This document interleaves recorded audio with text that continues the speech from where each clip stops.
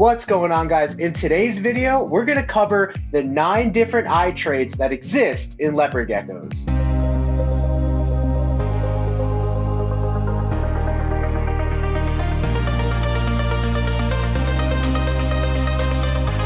Selling in the billions each year, Rainbow Mealworms is your one-stop shop for all your insect needs. Their quality feeders and A+ customer service keep me coming back to support the health and growth of all of our animals. Visit them today at rainbowmealworms.net to place your order. Okay, now I can't forget my trusty hat, right? So in my general recollection of leopard geckos and research, I came across 9 different traits that I want to cover for leopard geckos. Starting it off at number 9 is the albinos. Now this is a highly sensitive topic in leopard geckos because all 3 geckos technically look very, very similar. However, there are some resources out there that will help you to see that Belle might look a little bit different than Tremper, and Tremper might look a little bit different than Las Vegas or Rainwater albino. But in general, the difference is not great enough, and so people highly suggest not crossing the albino lines together. If you go over to the Urban Geckos website, you can see that he kind of throws out some ideas about Belle's having lighter, pinker eyes, Tremper's having more silvery eyes, and Rainwater's having more grayish eyes. I think more experimentation and time will tell if it's really possible to pick one apart from the other, but for the most part right now, just know that it's not a guarantee. Okay, now number 8 is the lemon frost eye gene. Possibly thought to be able to be separatable from the cancerous problematic symptoms of the mutation of the lemon frost gene, the eyes are very significant in the lemon frost gecko. And it most likely has to do with an overproduction of white cells, even going on in the eye area,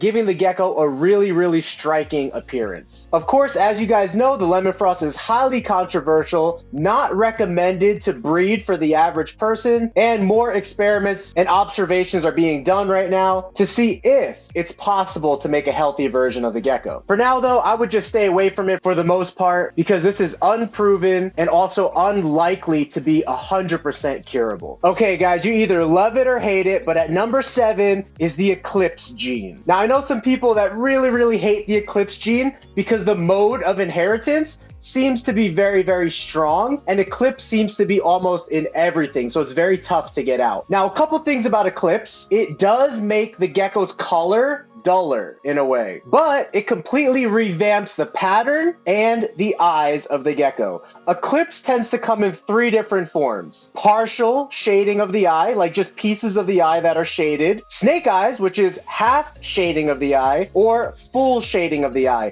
And these can be mixed and matched. One eye could be snake eyes, the other eye could be partial or full, or vice versa. It's still one of the top to work with genes in our hobby, most popular, and people are really excited to work with it in Belle, since Belle does have pinker color eyes in a way. It gives the gecko a more brighter reddish eye look in general than the other albino lines. Okay, now these next 2 are just as common and highly popular within the leopard gecko hobby. Number 6 is going to be blizzard eyes. Blizzard eyes are very similar to Eclipse in the sense that they could come in full, half, or partial. I've never seen a blizzard with half or partial blizzard eyes shaded in, but I have heard from other breeders that it does happen. All the blizzards that I've ever worked with either have a full shaded eye or a no shading eye. And what I mean by that is one eye would be fully black and the other eye would be completely normal. Now, even if the gecko is an albino, blizzard eyes will still make the eyes all black, which is really cool because it overrides the albino gene. Similar to blizzard is super snow.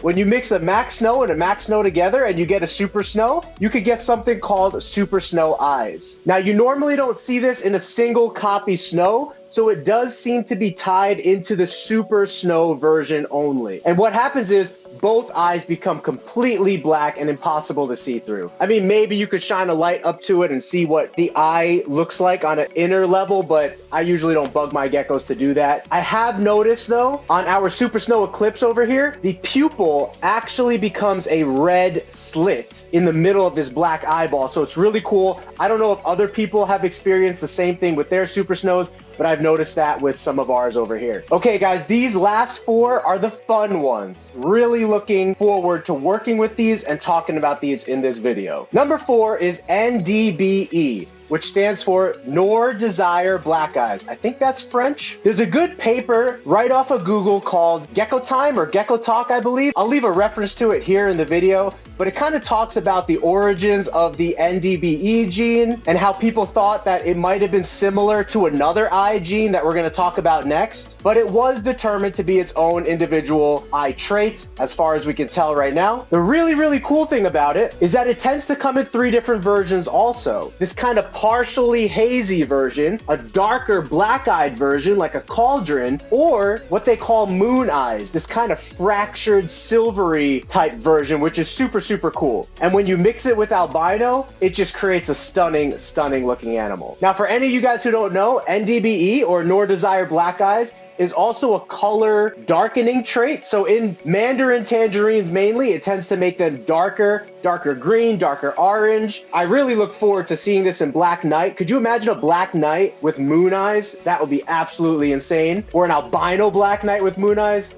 Wonderful to think about. But there are some issues associated with N.D.B.E. It really hasn't been documented or talked about that much. So I'm doing my own experimentation with N.D.B.E to let you guys know firsthand experience through observation, video records, and data documentation what exactly happens. But it's theorized that no female N.D.B.Es will ever reproduce. You can reproduce the males, and you can create an N.D.B.E, have all of these exciting looks as a female, but if it's female, it's not going to reproduce. To me, not that big of a deal. Just breed the males. And if you create a female that looks stunning, keep her as a pet or a show animal. Not every animal needs to be designated as a breeder, in my opinion. And we are breeding a lot of animals in the hobby nowadays, so I don't think it's the worst thing that a female can't reproduce necessarily. So more to come on N.D.B.E and the results of our studies over here. Number 3, which is really close to N.D.B.E, is Marble Eye. The reason I say it's really close is because, just like I mentioned in the clip before this, some people thought that Marble Eye and N.D.B.E were the same thing for a time. Marble Eye has that fractured eye appearance that looks really cool, and I think it's going to be a really fun trait to mess around with in leopard geckos as time goes on. Now, good luck if you're trying to find some information on Marble Eye, because it's very rare to actually find something written out, but you could probably ask around some of the older breeders on Facebook and stuff and get a general reference for it. When we start working with Marble Eye, I'll also let you know all the different variations that I see that are pretty cool with it. But if you go over to the Urban Gecko, they're working with it, and they work with hundreds and thousands of geckos a year, so they're probably going to create some really cool stuff with Marble Eye. Number 2 is the B.A.E. How fun is that to say, the B.A.E?